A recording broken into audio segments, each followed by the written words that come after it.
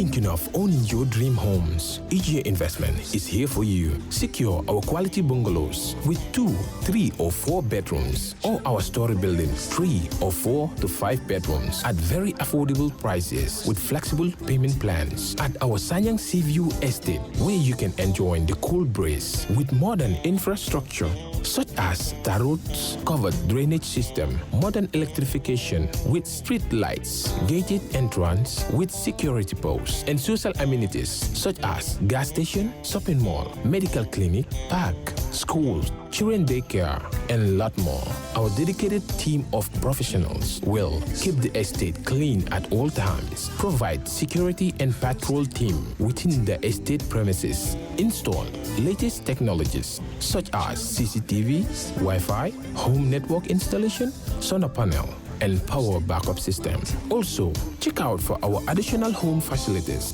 and interior design service such as premium tiling, wall plaster, home landscape, fingerprint home lock, and a lot more. Visit our office at Senegambia Kololi Highway and get a free site visit tour, or contact us on 4464-838. WhatsApp us on 3259220. Or you can visit our Facebook page or Instagram on EJ Investments. EJ Investments, we are first in properties.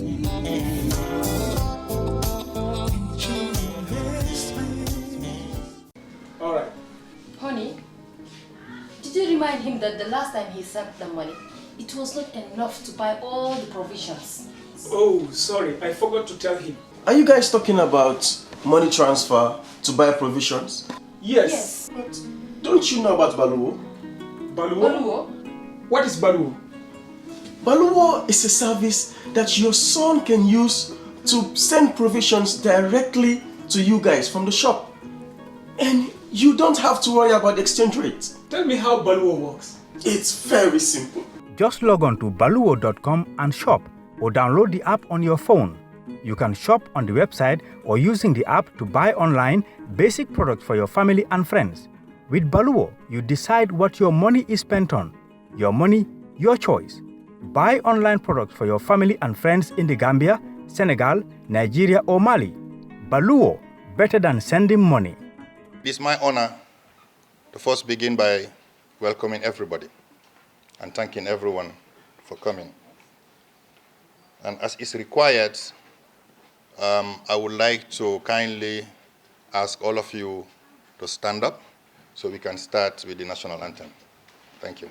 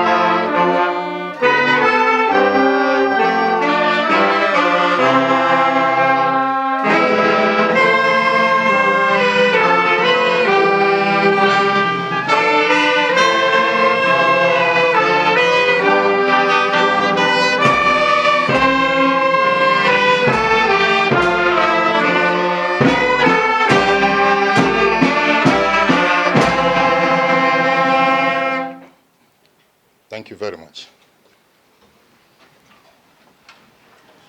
As is the custom, I would like to call Imam Babali to lead us in Muslim prayers.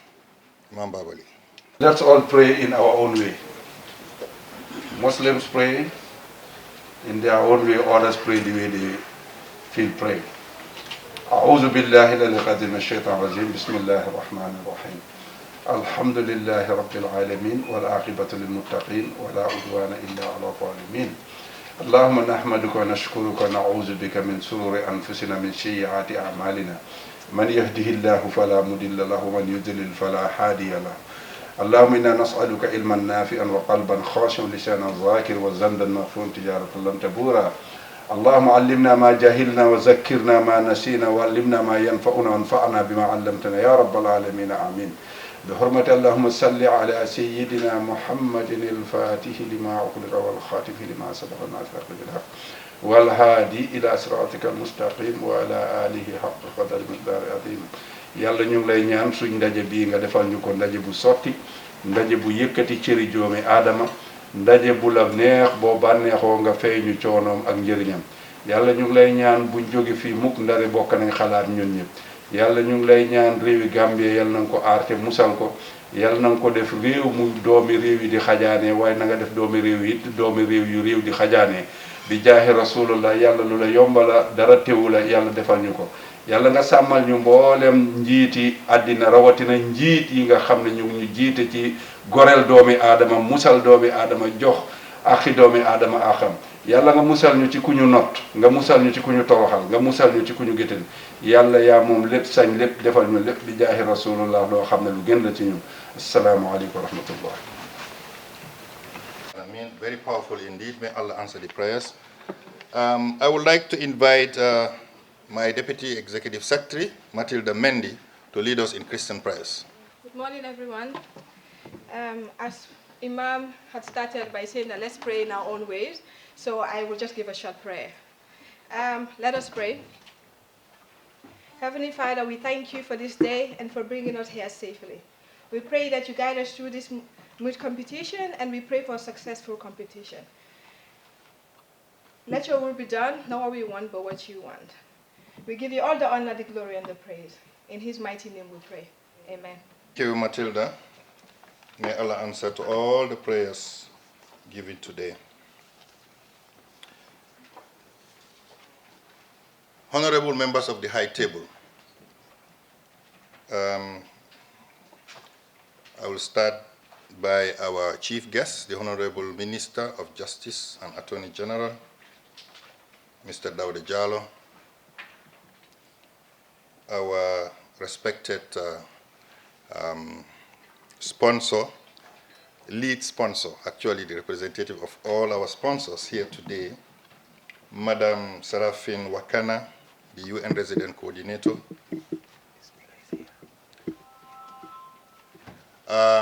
the Professor Pierre Gomez, who is representing the University of the Gambia, my Honorable Chair, Mr. Emmanuel Diouf.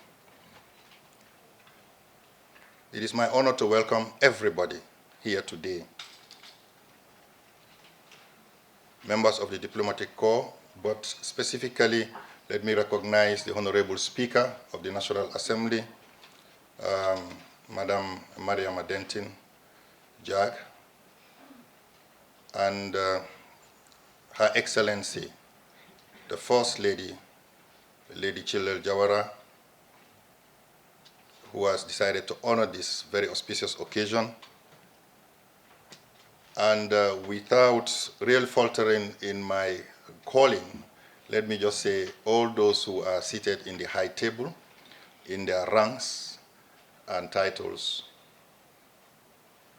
Let me specifically also recognize the UNDP rep, resident rep, who is also part of our sponsors, so I would have to really be happy to recognize her.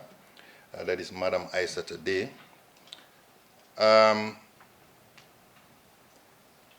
The judges of this mood competition, this event, which is the Sardauda Karabaya Human Rights Mood Competition, the contestants and their parents and the students of the University of the Gambia and all other schools here, all other development partners who have also contributed in making this a success. Let me recognize representatives of the Office of the High Commissioner of Human Rights and also the Global Alliance for National Human Rights Institutes. I can't but recognize also the police band that is going to entertain us during the day, and all those who will entertain us, the Bright Star Entertainment, the spoken word members here, slam poets, and I guess I will have to say, last but not the least, the commissioners of the National Human Rights Commission and the staff of the National Human Rights Commission, and especially all the organizers of this mood competition, the first edition and the first of its kind in the history of the Gambia.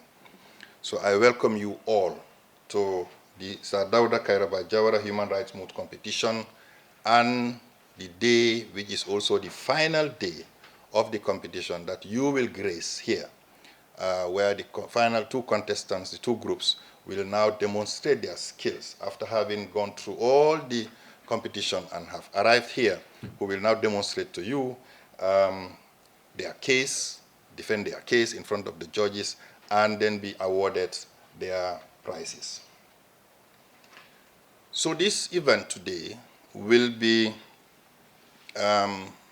facilitated. The MCs who will facilitate it would be myself and my Deputy Executive Secretary, so I will facilitate the first part, and then the last part would be facilitated by her.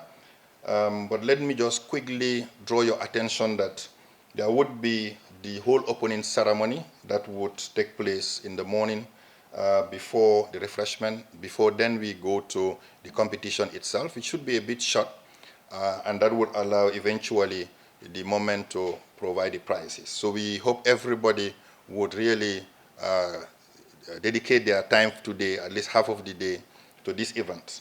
So we will have the opportunity to recognize all the judges in their names and ranks. We will have the opportunity to also recognize the contestants who have really toiled through this process. I'm sure all of you have noticed that this started from the 5th of December up to now, or 5th of November, sorry, up to now. So it has been a long process, both the preparation and the competitions. I would also respectfully recognize the OIC, because we are now hosted today in this sumptuous hall, which is part of the preparations for the OIC summit that will take place in 2022. And we have among our midst Mr. Esa Bokarsi, who is the second in command at the OIC Secretariat. So we are honored that you are here with us, my brother and friend. So without much ado, happily we are starting on time. I will now invite our Honorable Chair of the National Human Rights Commission, Mr. Emmanuel Diouf, who will deliver the opening remarks of this event. Mr. Diouf. Thank you very much, Dr. Barry, for those introductory remarks. The Honorable Speaker of the National Assembly and National Assembly members present, the Honorable Minister of Justice, the Lady Chilel Jawara, representing the family of the late President, the UN Resident Coordinator, Mrs. Serafine Wakana. I recognize the presence of Aisa today, the UNDP Res Rep. Ambassadors and heads of delegations present here with us. Senior legal practitioners. There are many of you around, including our doyen, Mr. Surahata Jane, present here with us today. The Director General of the Law School is here with us. I have to mention Mr. Hussein Tomasi, especially the advisor to the Minister of Justice on Transitional Justice, who has worked very closely with the National Human Rights Commission. Representative of Office of the High Commissioner for Human Rights and UNDP and your staff, the Transitional Justice Group, Yvonne, Ida, Ma'am, and all the others who have worked very closely with us. Judges of the Moot Court, final presence here today, they refer to as Your Excellencies. So Your Excellencies who are present here today, who will be presiding over the Moot Court competition. my commissioners, the Deputy Vice Chancellor of the UTG, Professor Pierre Gomez, present with us, the Dean of the Law School, I'm not sure whether he's here, the university lecturers, Mrs. Hannah Foster of the African Center for Democracy and Human Rights Studies. We have many important people here, and just not to offend everybody, I will use the famous words that I use: all protocols observed. Mr. Esa Bokarsi, you smile and I saw you. My fellow commissioners, staff of the National Human Rights Commission, especially our Directorate of Legal and Investigation, who put in a lot of effort. Mansour Job, his team, and of course, Seni Ba, who has been tasked with getting these things together. And of course, the UTG. All protocols observed. Ladies and gentlemen, members of the press, I welcome you all to these finals of the mood competition, which is named after the first president of the Republic of the Gambia, Sardauda Karabaya Jawara. It is also befitting, as was said by our executive director, that the finals of the mood competition is held in this beautiful edifice that is also named after him.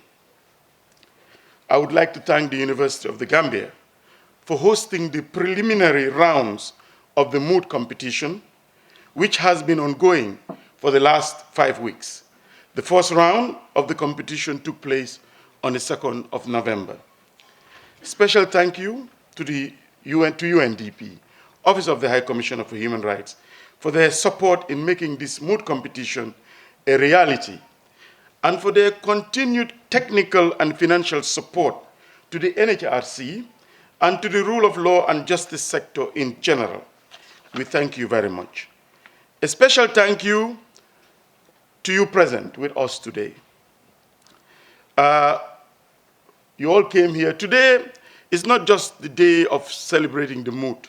It's a special day. It's Human Rights Day, 10th of December. To the family of the late President Sardauda Karabaya Jawara, we are delighted and happy that you are again here to grace the final of the mood competition, and we salute the late President, who in his honor this mood court competition is named after. Lady Chilil, you were present when this mood was unveiled on the 2nd of November. We thank you again for witnessing the finals today. Ladies and gentlemen, today is indeed a very special day, especially for human rights organizations all over the world and institutions. I would say, if I was going to compare and give it a name, I will say that it is our birthday today, the birthday of human rights institutions and organizations. So let us celebrate the day. And I hope that you will all not disappear after the opening remarks, but stay. And it's not going to be a very long program, and witness the mood competition. 10th of December, ladies and gentlemen, is Human Rights Day. And it's celebrated annually across the world every year. It is the day that was chosen to honor the United Nations General Assembly's adoption and proclamation of the Universal Declaration of Human Rights. It is the first global diction and pronunciation of human rights, and one of the first major achievements of the United Nations after the Second World War. The Universal Declaration of Human Rights is the precursor of modern human rights treaties and conventions, and also Bill of Rights found in all modern human rights constitutions, including Chapter 4 of a 1977 Constitution. If you look at Chapter 4, Fundamental Rights and Freedom, that whole chapter, big chunks of it is just taken from the Universal Declaration of Human Rights. So the National Human Rights Commission, therefore, joins the rest of the world to celebrate this day under the theme, Recover Better, Stand for Human Rights. Every year a theme is chosen, us to celebrate the day. And this year's theme is Recover Better, Stand Up for Human Rights.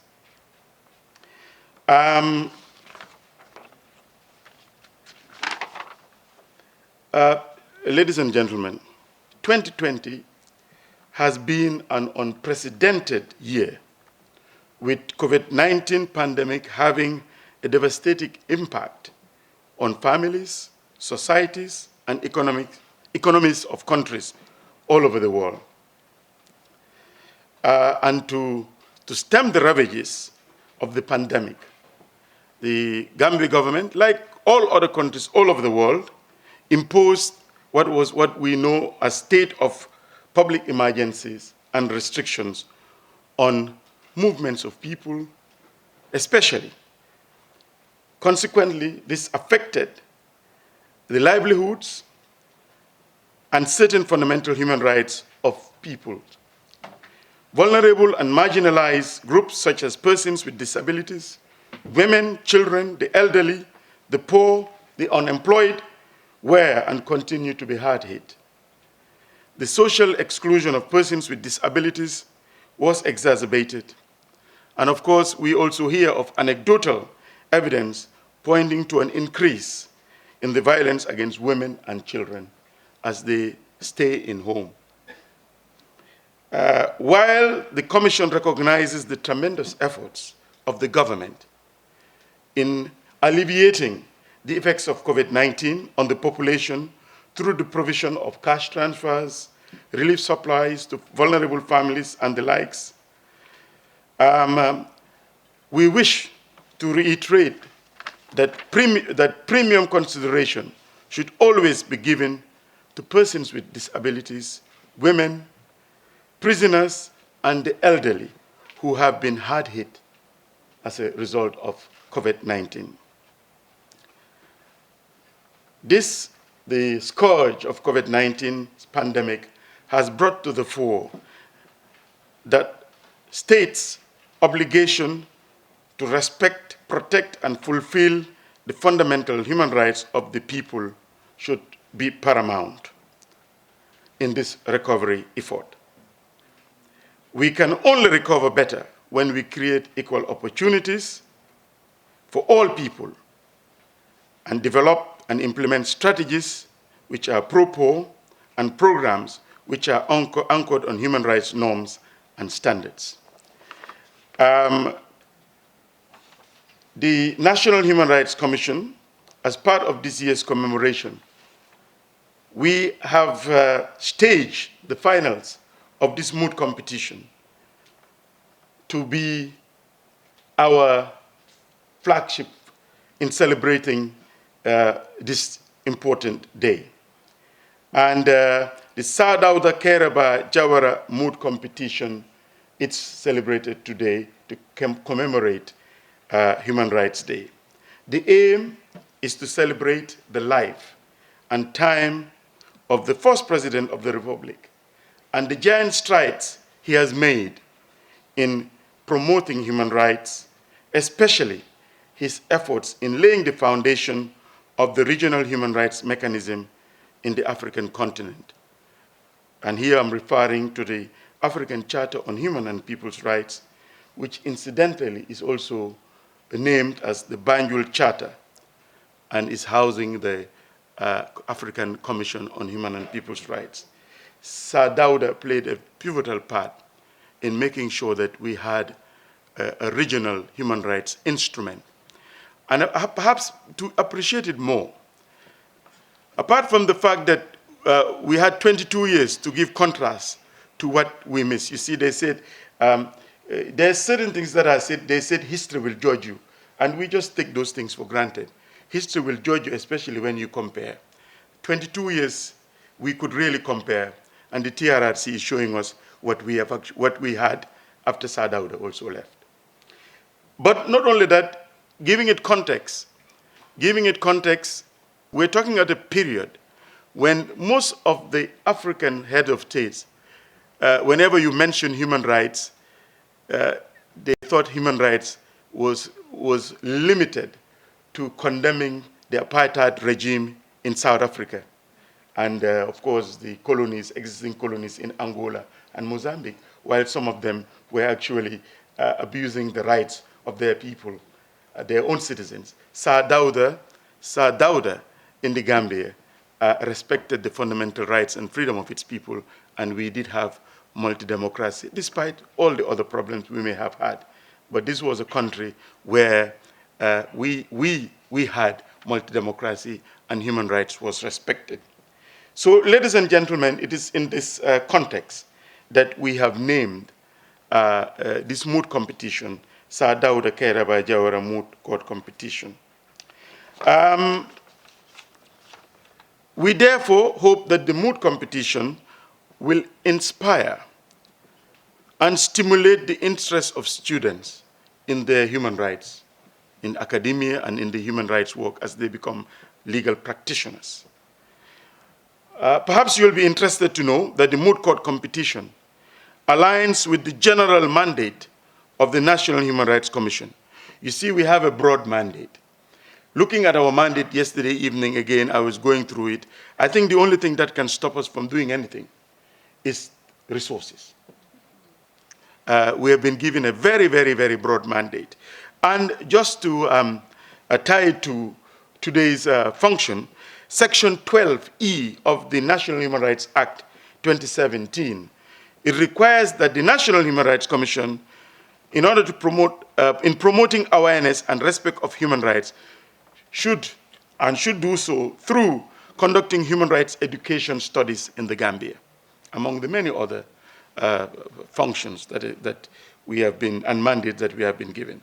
The Faculty of Law, therefore, provides us with a unique opportunity to collaborate with the University of the Gambia to prepare and engage the emerging generation of legal practitioners and academics on current human rights and constitutional issues through such moot competition. The Faculty of Law, therefore, is our natural ally in this, in promoting human rights education. But perhaps I should say that human rights moot competitions, like the present one we have today, are part of the program of of the Faculty of Law universities the world over.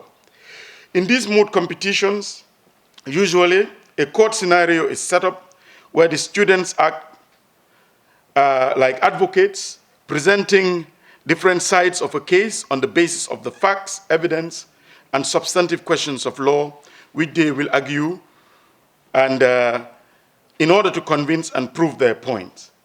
And this they do so in the presence of judges, which will be done immediately after the opening ceremonies. So after listening to the arguments, the judges will make their rulings, they will make their judgment in favor of the winning team that has performed the best, and prizes will be awarded to the students, the winning team, but also to all that have participated and those who have also exhibited special skills during the moot competition, like the best oralist, among others. During today's final competition, the law students will argue a hypothetical case before the African Court of Human Rights based in Arusha. So what we will do, we will all pretend when the moot court is starting that we're in Arusha. So the executive, Dr. Barry and Matilda will take us to Arusha, where we will sit and we will have the judges. And remember, they will be called Your Excellencies. This is how they are.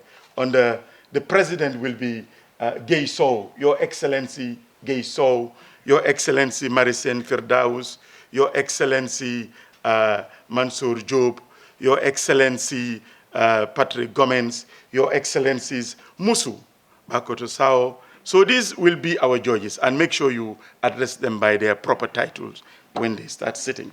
But anyway, the 2020 hypothetical case that we will listen to today focuses on issues relating to Section 5 of the Public Order Act of the Republic of Zamanda.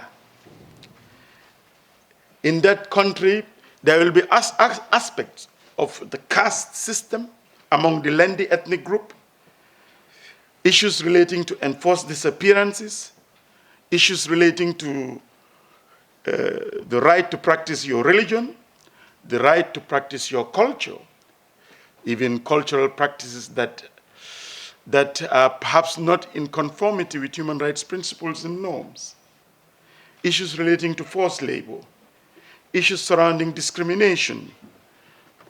Does the court have jurisdiction to hear those cases? Issues of admissibility.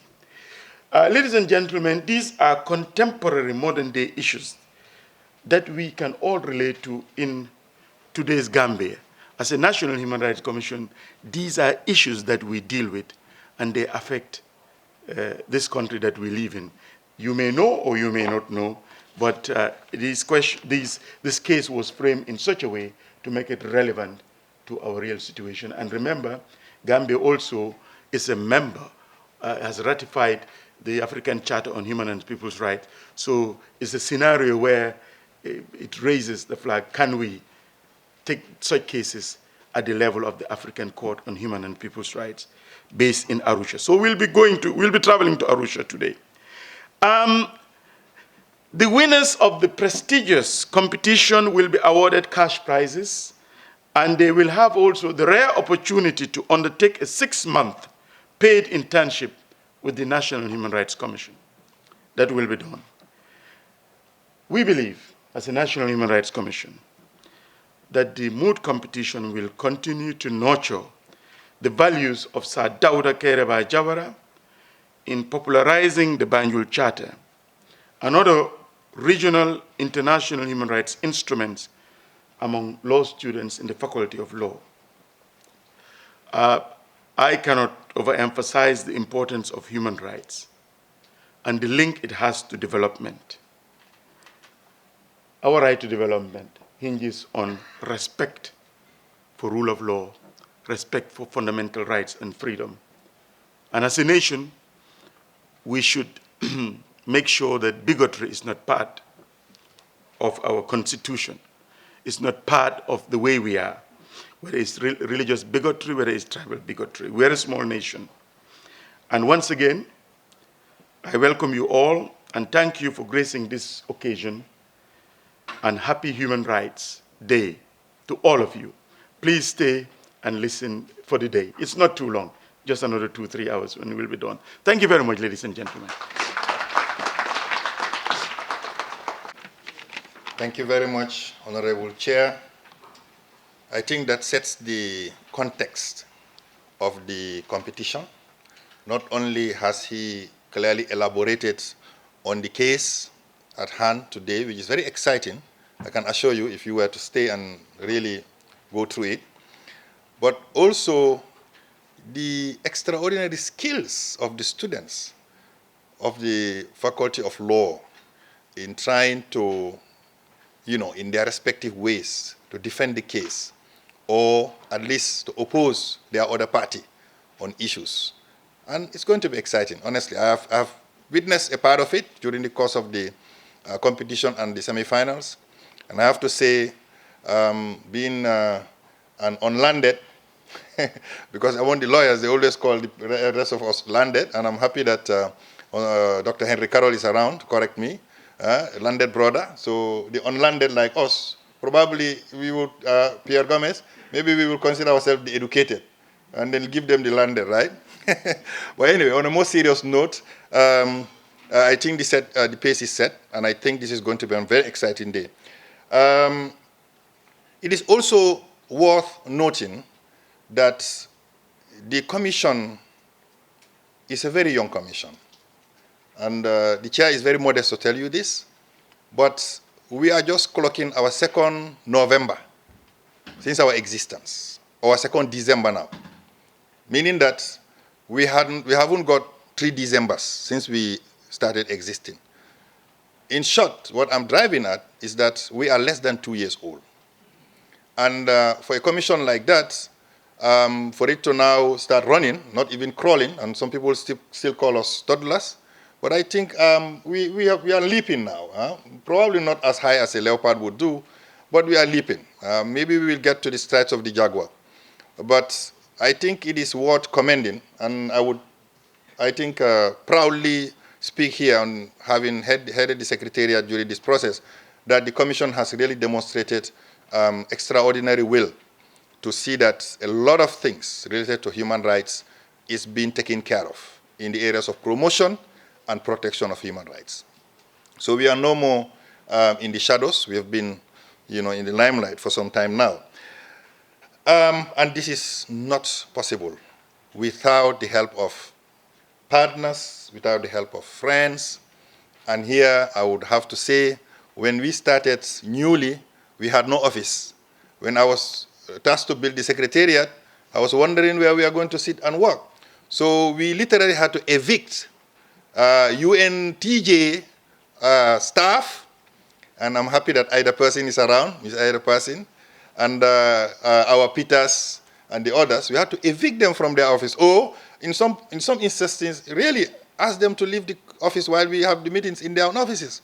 So I have to commend the UN body for really giving us that opportunity to be there for almost 3 or 4 or 5 months, I think, before we really got our residence and then transferred there. So they have been partners, and they have been partners by acts, not only by providing funds. So we cannot really thank them enough. And this mood competition is a demonstration also of their partnership. They have been on the forefront. Whenever we knock on their doors, they will tell us, look, tell us what you want, and we will definitely look for the funds for you. So they have made this possible. And this is why it is really a pride for us to have the UN resident coordinator to make a statement. But before she is invited, I would like to invite Madam Yvonne, who is basically constantly our daily contact at the UNTJ, who is also a representative of the Office of the High Commission, Commissioner for Human Rights, to come and give a brief introduction of Madam Seraphine Wakana, who will eventually now come and give a statement. Honorable Attorney General and Minister of Justice, Mr. Sardauda Jallo, all government officials present, Chairperson of the National Human Rights Commission, Mr. Emmanuel Diouf, distinguished commissioners of the National Human Rights Commission and staff of the NHRC, Her Excellency Lady Chilel Jawara, Honorable Omar Jallo, Deputy Vice Chancellor, academic of the University of the Gambia, Professor Gomez, all students of the University of the Gambia, civil societies or international organizations represented, and my fellow UN colleagues. Ladies and gentlemen, all protocols duly and respectfully observed. As the Chair said in his opening statement, the genesis of International Human Rights Day is 10 December 1948, when the United Nations General Assembly adopted the Universal Declaration of Human Rights. The UN Office of the High Commissioner for Human Rights, OHCHR, is the leading UN entity on human rights, exercising principal responsibility for human rights in the UN. Human rights, however, is a cross-cutting theme in all UN policies and programs, especially in the key areas of peace and security, development, humanitarian assistance, and economic and social affairs. As a result, virtually every UN body and specialized agency is involved in the protection of human rights. We all represent the commitment to the promotion and protection of the full range of human rights and freedoms that have been set out in the Universal Declaration of Human Rights, which are the core and central to the Sustainable Development Goals. Ladies and gentlemen, heading the UN in the Gambia is the UN Resident Coordinator, who ensures that the UN's work in the Gambia applies full application of a human rights-based approach in our programming to ensure that human rights remain at the core of our work. And secondly, she ensures that we provide requisite support to stakeholders, especially the National Human Rights Commission, to ensure effective and full implementation of their human rights mandate. Having said that, Chairman Diouf, ladies and gentlemen, please join me in welcoming Ms. Seraphine Wakana, the UN Resident Coordinator, to give us the UN Statement on International Human Rights Day. I thank you. Honorable Speaker of the National Assembly and all members of the National Assembly, Honorable Attorney General and Minister of Justice, Chairperson of the National Human Rights Commission, distinguished commissioners of the National Human Rights Commission, and all staff of the National Human Rights Commission, Your Excellency Lady Chile Jawara, Honorable Omar Jallo, Deputy Vice Chancellor of UTG, Professor Gomez, and students of the University of the Gambia, members of the Diplomatic Corps, and all international organizations here present, civil society organizations, and all institutions present, my fellow UN colleagues, and particularly the UNDP resident representative and the OSCHR colleagues, ladies and gentlemen, all protocol duly and respectfully observed. It's an absolute pleasure to be before you once again to celebrate the Human Rights Day, an important day set aside for us to reflect on the human rights situation in the world and to continue pledging to advocate for the respect, promotion, and protection of human rights in the Gambia and all over the world. I'm therefore grateful to the National Human Rights Commission for inviting me to attend this event, which is very, very important as it not only highlights the importance of human rights, but also highlights the importance of ensuring Gambians' youth are educated and empowered on human rights issues. As already mentioned by the chairman of the Human Rights Commission, it's important to see that the young people are interested in human rights issues and are ready to act to really reinforce and improve their capacities and be the leaders tomorrow for advocating for human rights. In light of this year's experience, the Human Rights Day theme is Build Back Better, putting human rights at the core of the recovery.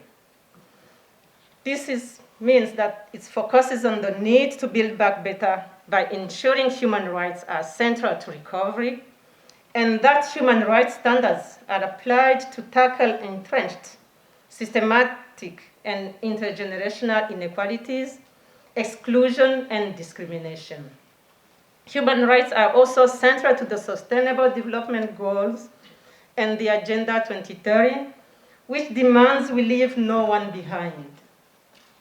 Ladies and gentlemen, the UN in the Gambia stands with all stakeholders, especially the National Human Rights Commission, which is an independent permanent body created by the National Assembly of the Gambia to promote and protect human rights in the Gambia.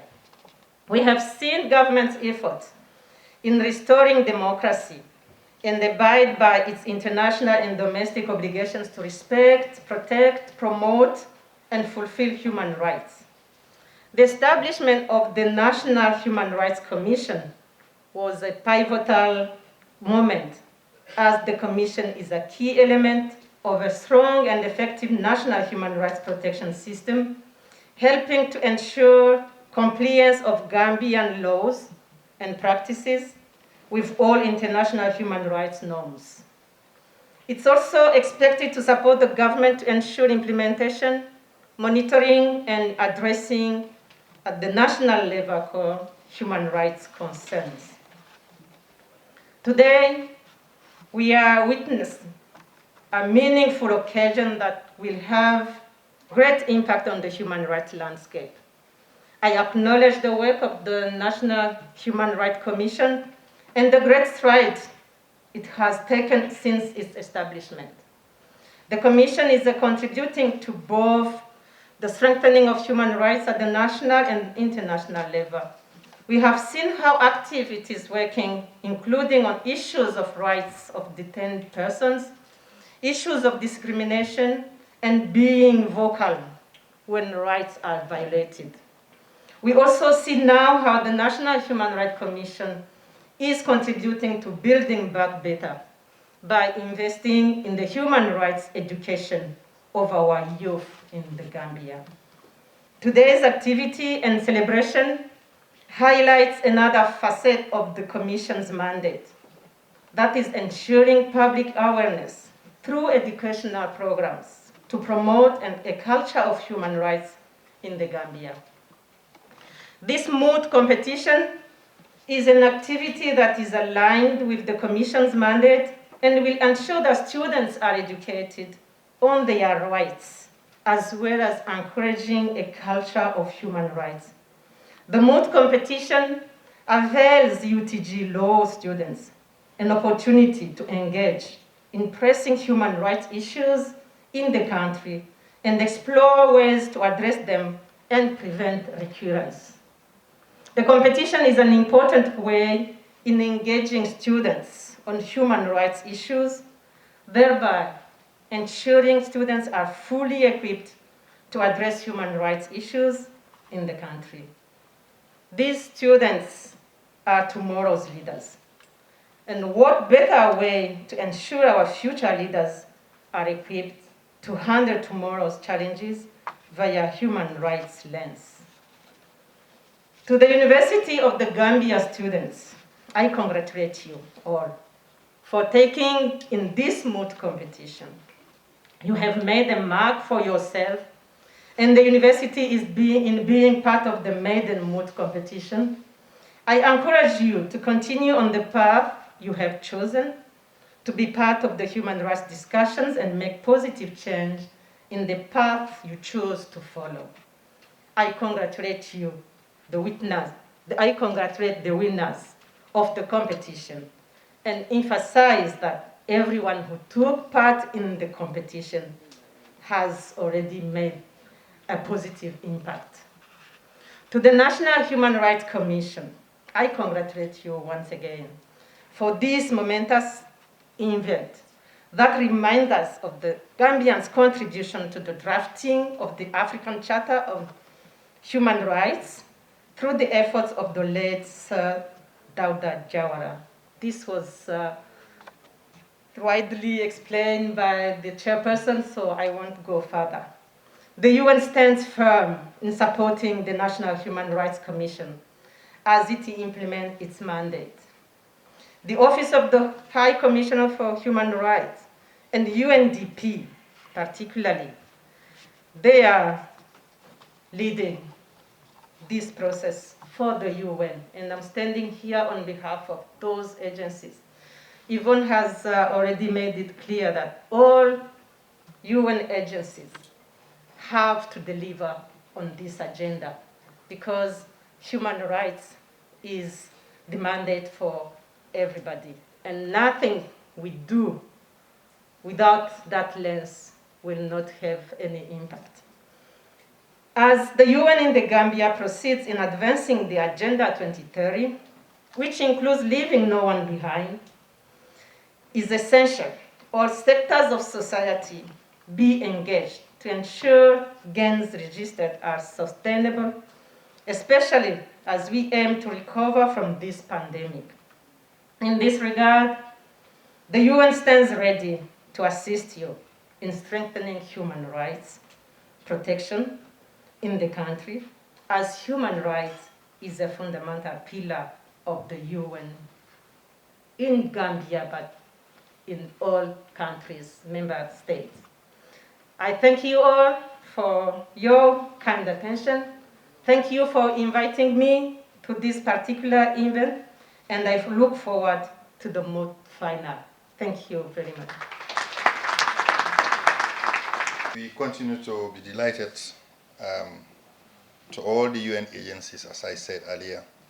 So you've always been very helpful, very supportive, very understanding, even though sometimes my chair, who is the chief resource mobilizer, keeps calling. And I know Yvonne used to be sending emails almost every day. So I think we know that we are now one family, right?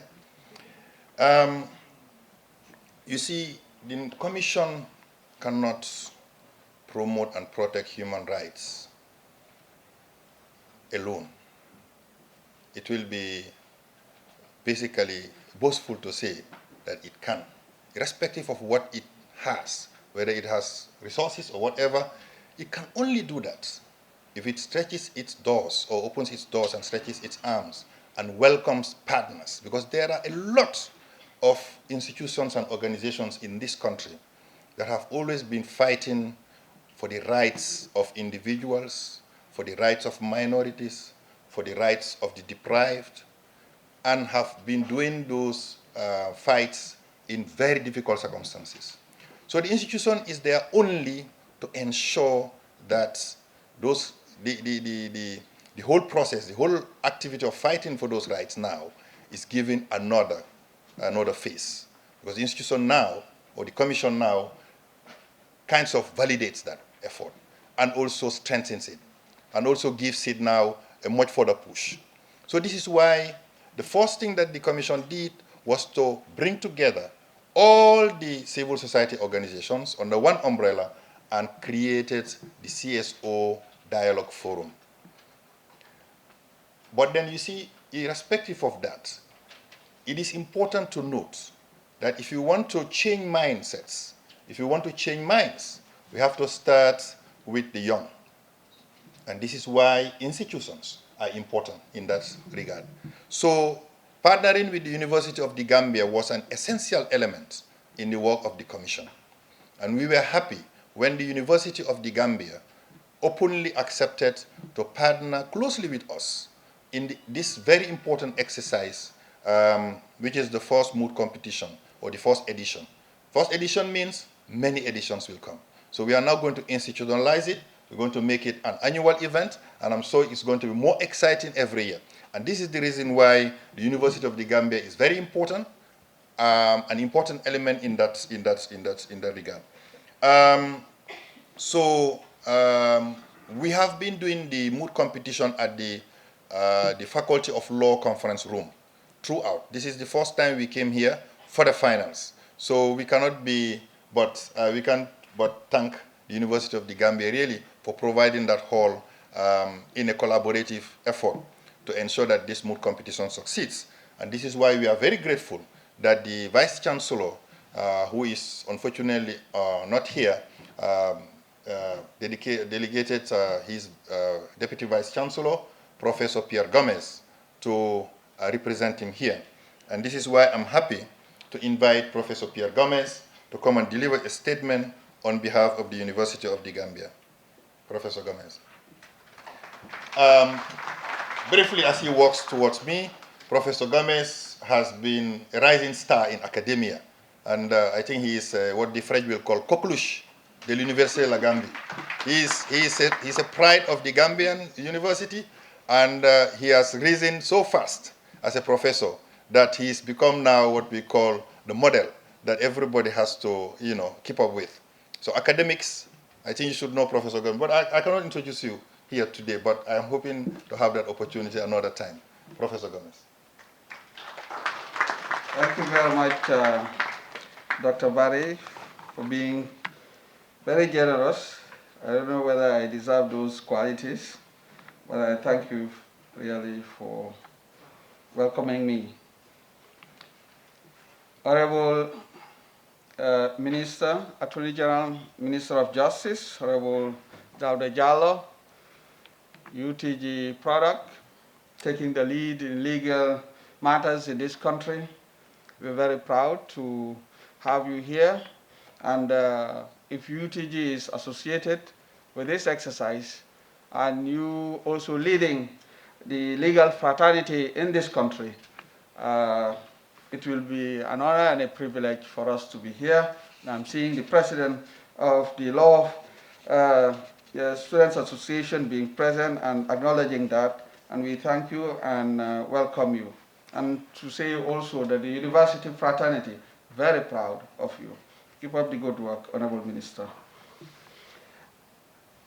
The Honorable Chief Justice, the UN Resident Coordinator, Serafin Wakana, Your Excellencies, members of the Diplomatic Corps, Honorable Speaker of the National Assembly, Madam Denton, Her Excellency Lady Jawara, the Chairman of the National Human Rights Commission, Honorable Emmanuel Juf, and all the commissioners, the UNDP rep, Madam Ashade, friend of the UTG, also the director of the law school, the judges of the moot court, Madam Hannah Foster, also friend of UTG and the Human Rights Institute, Mr. Esa Bokar C. of the OIC, Uncle Surata Jane, our Diane in the legal fraternity. I've seen our friend, also Dr. Henry Carroll, he's also a lecturer at the Faculty of Law, founding lecturer. Uncle Surata I mentioned earlier on, and the Honorable the Majority Leader, the National Assembly, members of the Bar Association, the police band, students, members of the media fraternity, ladies and gentlemen.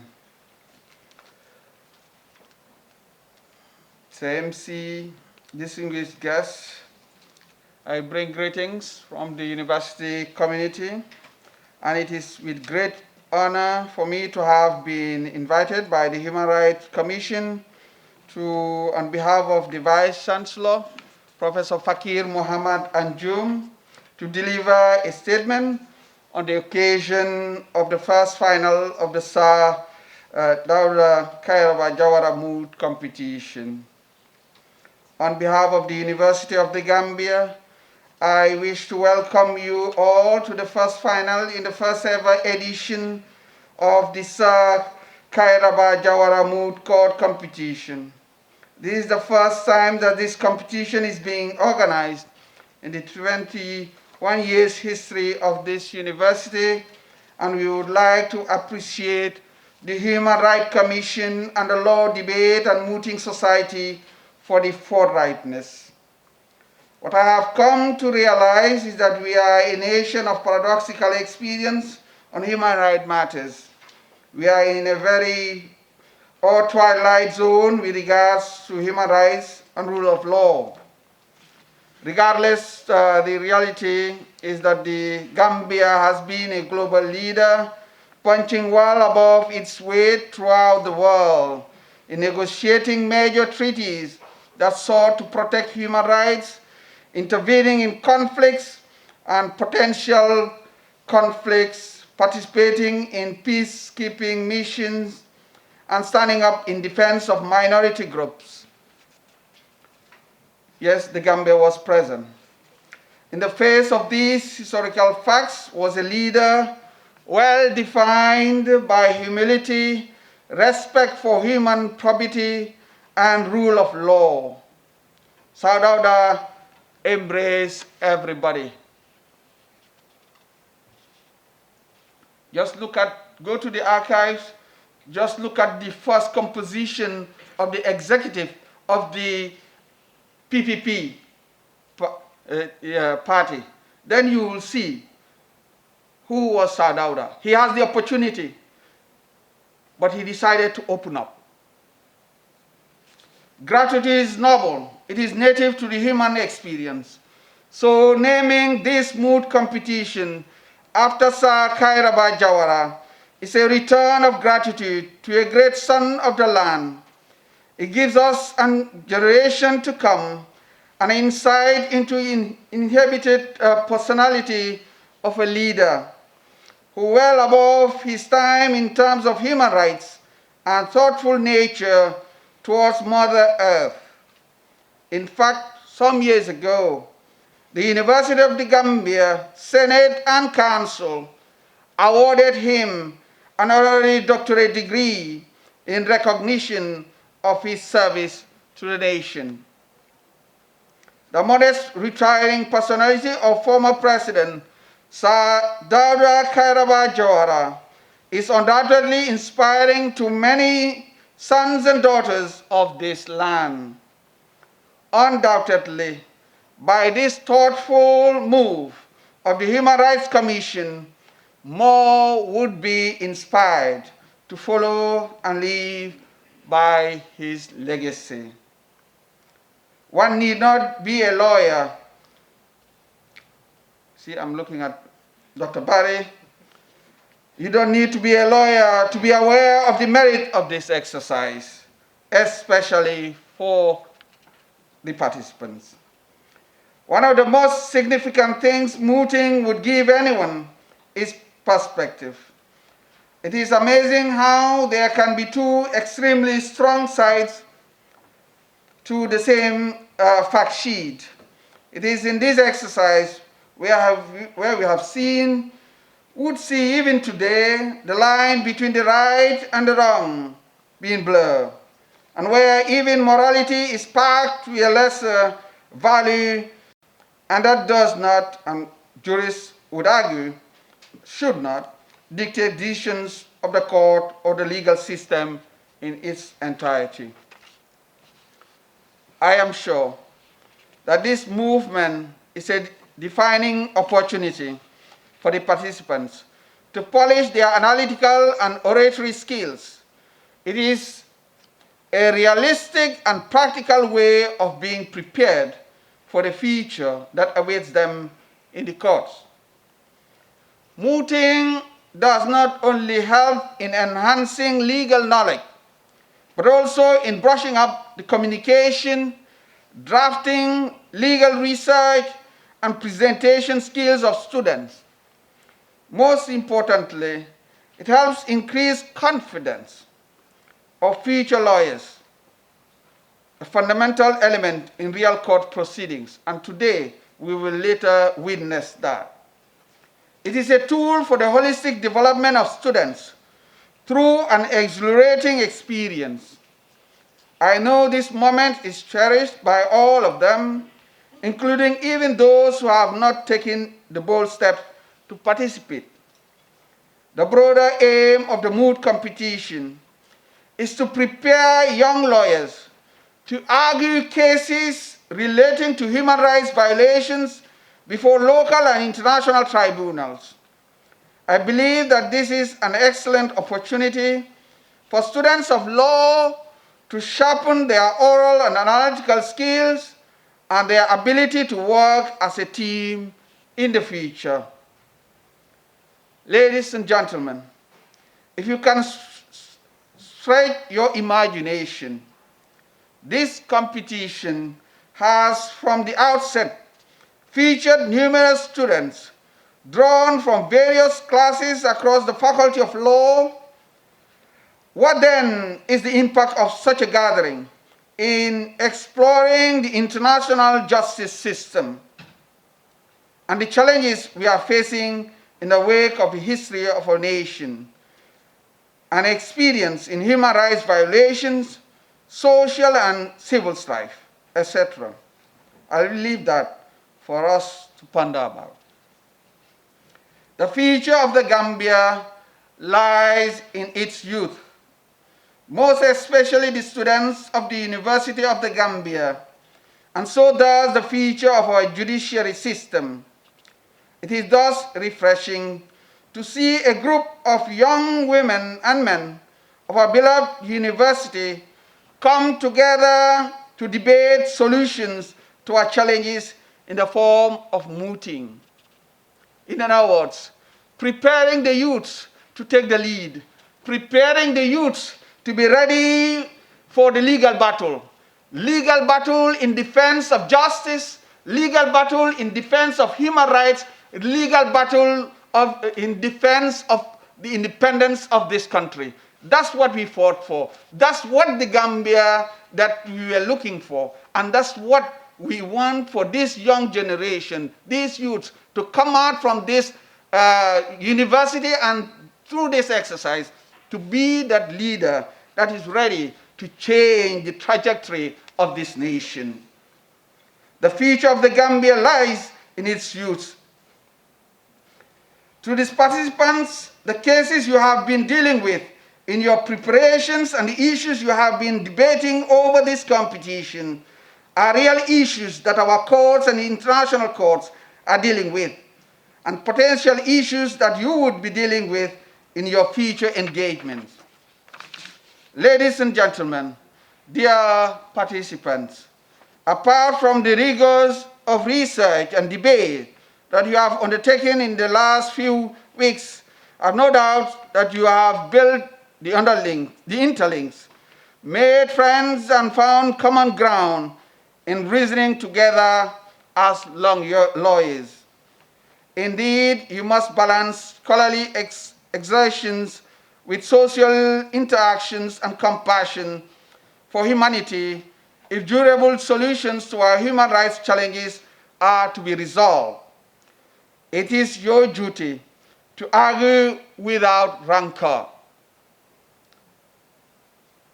I repeat, it is your duty to argue without rancor. Violence is for the weak. Use knowledge, use information. Changing the world and bringing back the glory of our beloved country among nations of respecters of human rights.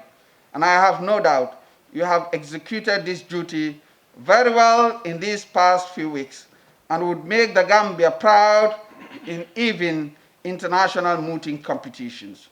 To conclude, Mr. Chairman, I want to assure you the commitment of the UTG administration to further enhance and support the moot competition and the law faculty in general. Thank you for your kind attention, and Karabaya be with you all. Thank you very much, Professor Gomez.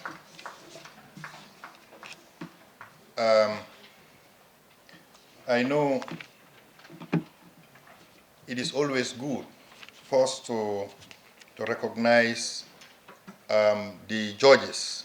So I would like, with your permission, before I invite the Honorable Minister, for us to just know who the judges would be for this final. So the competition that will take place immediately after the short break would require, therefore, the following to do the judging. Mr. Gay Sow, who is the Executive Director of the Institute for Human Rights and Development in Africa, Madam Maricen Firdaus, the Senior Counsel of the African Commission on Human and People's Rights. I'm so used to the human rights, right? Madam Bafu Amina Jeng, who is a Senior State Counsel at the Ministry of Justice, Musubako Tosawo, an academic and human rights advocate, and if I'm not mistaken, working at the TRRC, and Mr. Mansour Job, who is the Director of the Legal and Investigation Department of the National Human Rights Commission. When I was young, I used to love marching. So I usually go, independence marching. I used to struggle to make sure that I'm part of that list. But let me tell you what was the secret. The secret was when the police band plays. I used to love that marching. Sometimes I'm carried away. So in such a way that I don't even, so I would rather, take all that dust and enjoy the dance. And that sacrifice for me was nothing. So I don't think we will have to invite the minister without inviting the band first. And I can remember there was a Karabaya DK Jawara or something like that. Would you not mind probably giving us that tune? So, DK Sabari. Thank you.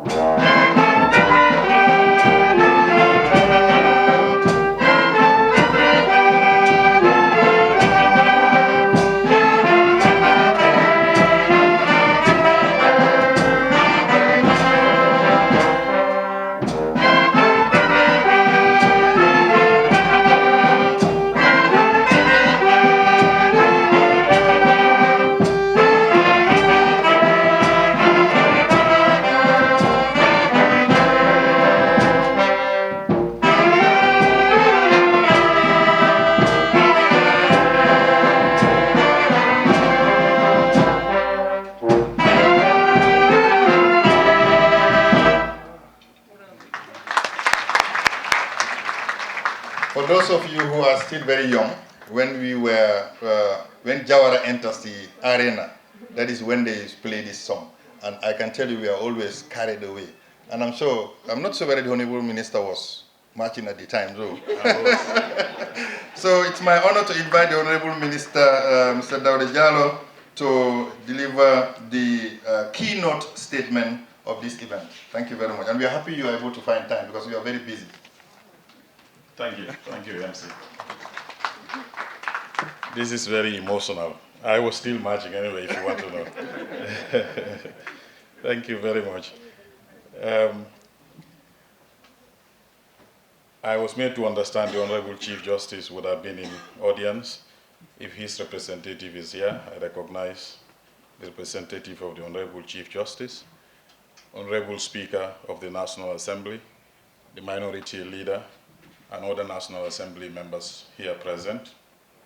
Your Excellency, the UN Resident Coordinator, Madam Serafine Wakana, Chairperson of the National Human Rights Commission, Mr. Emmanuel Diouf, Commissioners of the Human Rights Commission, the Doyen of the Gambia Bar Association, and other senior and other members of the bar who are equally present here. The Deputy Vice Chancellor of the University of the Gambia, the Director of the Gambia Law School, members of the Diplomatic and Consular Corps, Excellencies, as we are required to address them, the judges of the moot court and the contestants. I also recognize the presence of my former lecturers here among the audience who were lecturing us at the University of the Gambia and also at the Gambia Law School as the first batch of home-trained lawyers. If the university is proud of us, Prof, we are proud of our lecturers too, because they believed in the project at the time. Many people don't believe at the time that it will succeed. And we are equally proud of all of them. The 10th day of December is now celebrated each year as International Human Rights Day throughout the world. It was on this very day that the world adopted through the General Assembly of the United Nations the Universal Declaration of Human Rights. The declaration has permeated and served as an inspiring source for virtually all human rights treaties and instruments we know today. The declaration proclaimed under its first article that all human beings are born free and equal in dignity and rights. They are endowed with reason and conscience and should act towards one another in a spirit of brotherhood. Almost all African countries, including the Gambia, upon gaining independence, adopted the principles enshrined in the declaration in their respective constitutions. The declaration has also influenced regional human rights instruments such as the African Charter on Human and People's Rights, otherwise known as the Banjul Charter, which was adopted in 1981. For the promotion and protection of human rights on the African continent, and to serve as a check on authoritarian rule and massive abuses and violations of human rights that were prevalent on the continent just after independence. There is no doubt that the Charter has lived up to its expectations of the African people. The African Commission on Human and People's Rights, which is headquartered here in Banjul, and the African Court on Human and People's Rights were creations of the Banjul Charter. The cyclical role played by these two institutions in defending human rights in Africa cannot be disputed. Your Excellencies, distinguished ladies and gentlemen, it is no coincidence that the maiden Human Rights Moot Court competition is named after Sardauda Karabaya, the first president of the Republic of the Gambia. It was under his leadership as president that the Gambia co-sponsored with other African countries the establishment of the African Charter on Human and People's Rights in 1979. It was, in fact, in recognition of the important role demonstrated by the Gambia that the Charter was unanimously called the Banjul Charter on Human and People's Rights. It was in Banjul that the draft provision of the Charter were negotiated and concluded before its final adoption by the authority of heads of states and government of the then OAU in Nairobi in 1981. The establishment of the African Commission on Human and People's Rights, as well as the establishment of the African Center for Democracy and Human Rights Studies in the Gambia, were all at his behest. It is therefore a fitting tribute to his legacy to name the competition after him.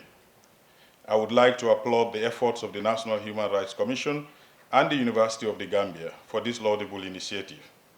It is my hope that the competition would grow and rival in very good spirit, similar ones such as the Philip Jessup International Mood Court competition and the Elias International Mood competition as well. Your Excellencies, distinguished ladies and gentlemen, as we celebrate this day, it is imperative that we reflect on the genesis and antecedents of events leading to the Universal Declaration of Human Rights, the scourge of the Second World War, and the Holocaust, leaving in its wake untold horrendous deaths and sufferings of mankind, unprecedented in the history of human beings, has led us to declare never again in our history would we allow the recurrence of such barbaric and horrific incidents to happen again. At the time the Universal Declaration came into existence, virtually the whole of African continent was under colonial subjugation. Apartheid as a system of government based on racial segregation and dehumanization of black people was still in existence. Notwithstanding, 12 years after the declaration, the wave of independence was blowing all over the African continent, commencing with Ghana in 1957. The influence of the declaration in serving as a powerful source to fight oppression, racism, and to ensure accountability and justice was felt all over the African continent. It was a blotch of our collective conscience that 50 years after the declaration, the world witnessed the genocide in Rwanda with over 1 million people killed in 100 days, and the genocide in Bosnia with over 800 men and boys killed simply for belonging to another ethnic group or religion. 25 years after these brutal and barbaric acts, we are today witnessing the genocide of the Rohingya in Myanmar. Human rights are universal in nature and belong to all people everywhere. They are inherent to all human beings everywhere in the world. As Sirad Rafal, former Secretary General of the Commonwealth, said, "The dignity of man is everywhere affronted when the human personality anywhere is degraded." It is in this light that the conscience of the world should be awoken to what is happening to the Rohingya in Myanmar, which is genocide of the Rohingya. The Rohingya have suffered the barbarity of mass killings, mass rape, killing, and burning of children in sanctuary of their homes and places of worship, destruction of their homes and properties, all in an attempt to exterminate them. To exterminate them for the simple reason that they were born a different race and a different religion from those who killed and raped them. On the 11th of November 2019, the Gambia filed a case against Myanmar at the International Court of Justice, accusing Myanmar of genocide against the Rohingya Muslim minority in the case of application of Convention on the Prevention and Punishment of Crime of Genocide, the Gambia versus Myanmar. Both the Gambia and Myanmar are signatories to the 1948 Genocide Convention, which compels all members to prevent and punish the crime of genocide. The case was brought with the support of the Organization of Islamic Cooperation, which had tasked the Gambia to look into how Myanmar can be brought to justice following the Gambia's initiative to seek justice for the Rohingya. On the 23rd of January, a unanimous decision by the International Court of Justice in The Hague ordering provisional measures to prevent further acts of genocide from occurring in Myanmar was made by the court. The court's decision was historic and was celebrated by human rights defenders all over the world, drawing global attention and action on the Rohingya crisis. Your Excellencies, distinguished ladies and gentlemen, as a country that has experienced over 2 decades of authoritarian rule, characterized by large-scale violations and abuses of human rights, we decided to respond by strengthening and consolidating human rights in the Gambia and carrying on extensive legislative reform agenda. You are all aware of the significant reforms that have been initiated to transform the Gambia to a stable democracy where good governance and respect for rule of law and human rights will prevail. An independent Human Rights Commission was established to serve as a vanguard to promote and defend the rights of all. We are of the firm conviction that the National Human Rights Commission will not only accelerate change in human rights landscape of this country, but will also contribute significantly to the socio-economic and cultural development of the Gambia. In conclusion, I am particularly delighted that this competition you have launched is directed at the youth. You will all agree that our largest resource is our youthful population, and that the future development of this country rests with its youth. It is therefore imperative that we encourage their participation in nation building, peace building, and conflict resolution. This we can only do by capacitating them, among other things, in leadership, their responsibilities to the state, and providing access to information to enable them to take the rightful place in society. Youth empowerment and development will enhance their active and enlightened participation in the social, economic, and political and cultural development of the country. These competitions will largely, in my view, promote respect for cultural, ethnic, religious diversity, as well as build solidarity among the youth, The debates on human rights issues will also certainly broaden their understanding and appreciation of the values, norms, and effects of international human rights treaties that the Gambia has signed.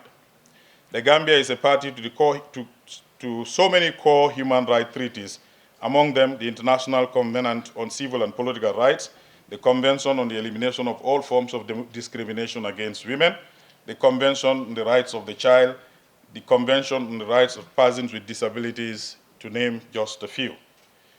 Creating awareness on these international legal instruments and their obligation on us as state party is essential for the youth who will have to be ultimately duty bearers of these treaties.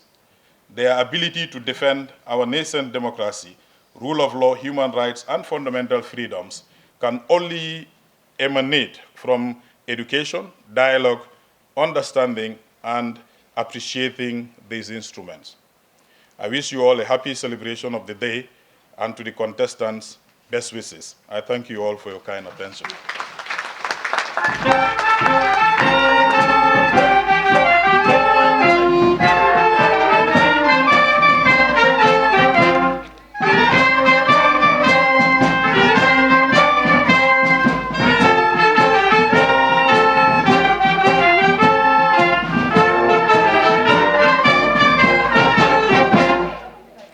Thank you very much, the policeman, Honorable Minister. That was an excellent speech. We are really delighted. Thank you very much. We are almost at the end of the first phase of this day, which is the opening ceremony. So with your permission, please allow me just 1 or 2 things. First, let me introduce the participants throughout for this mood competition. I think it's fair enough for us to discover who they are. Some of them have come with their parents. It's a pride to see that their children, who are now adults, have really participated in this. So let me call your names. I wouldn't mind if you stand up because cameras are around. It would be good that the public over there that are not here would probably identify you. So can I call our A-Cham? Our A-Cham? Mohammed Jeng. Mohammed Jeng. Thank you, Mohammed Jeng. Mariana Faraj. Faraj. Sorry. Yasin Mane. Many ladies, huh? Amadou Ba. Omar Cham. I guess that is a champion, right? Omar the champion Cham. Usman Jase.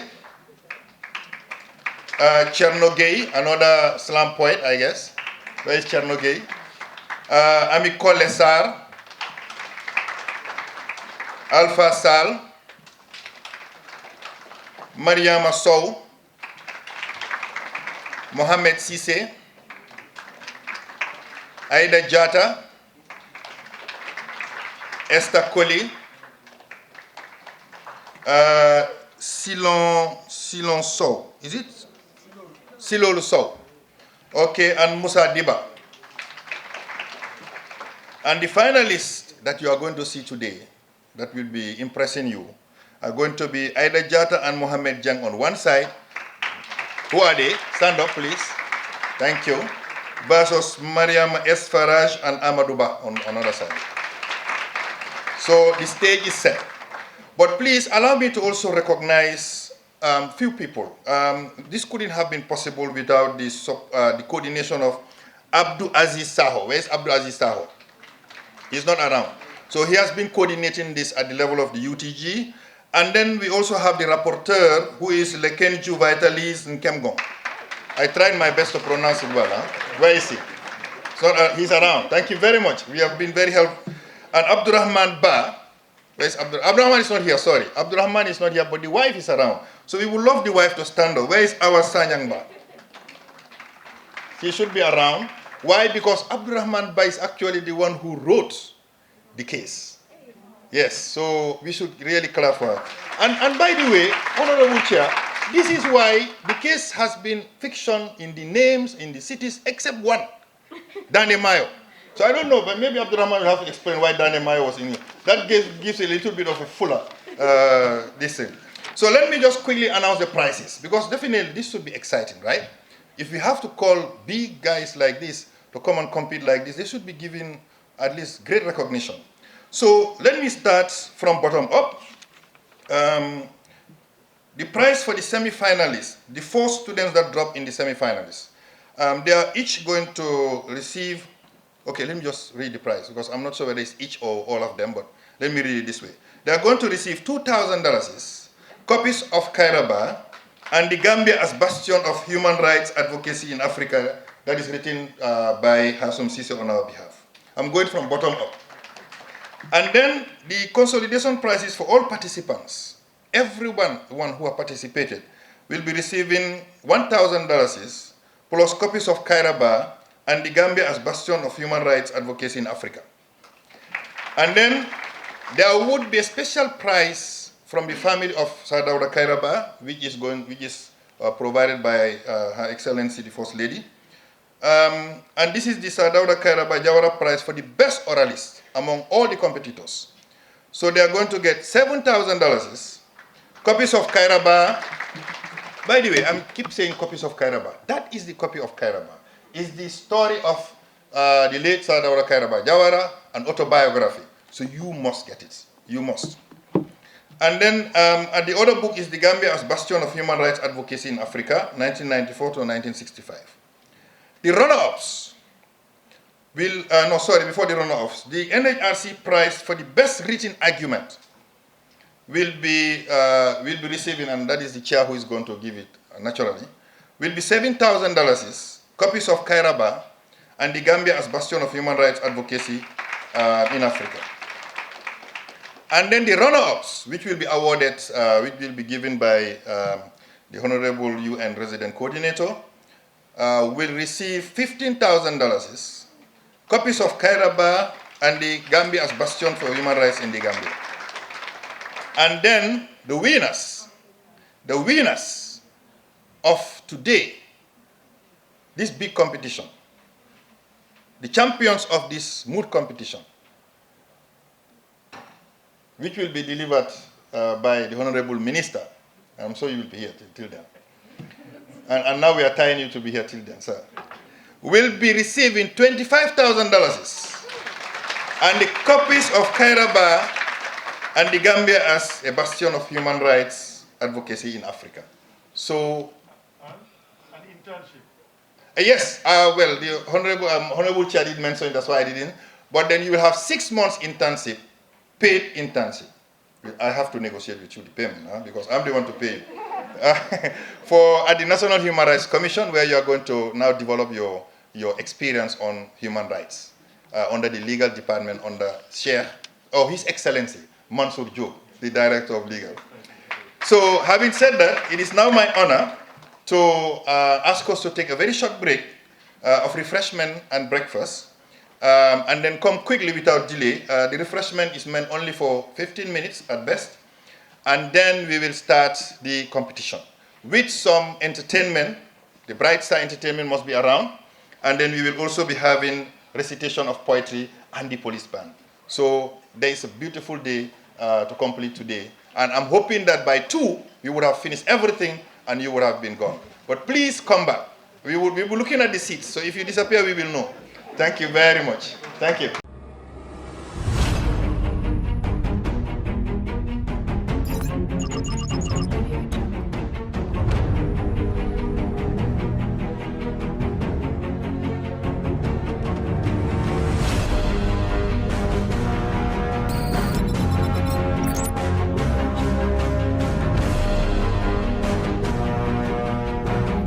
In communication, connectivity is everything. We ensure that the links never sleep. Quantities and qualities, all in our data service, providing efficient, reliable voice and data service. We believe if you're not up to speed, then you're going backwards. Communications have to flow as fast as the speed of light. Whatever business you're in, having someone who understands your needs is critical. That is why we just don't offer you technology, we offer you solutions. Enjoy Gamcel's internet broadband anytime, anywhere. Your national operator, Gamcel, Yaibaram.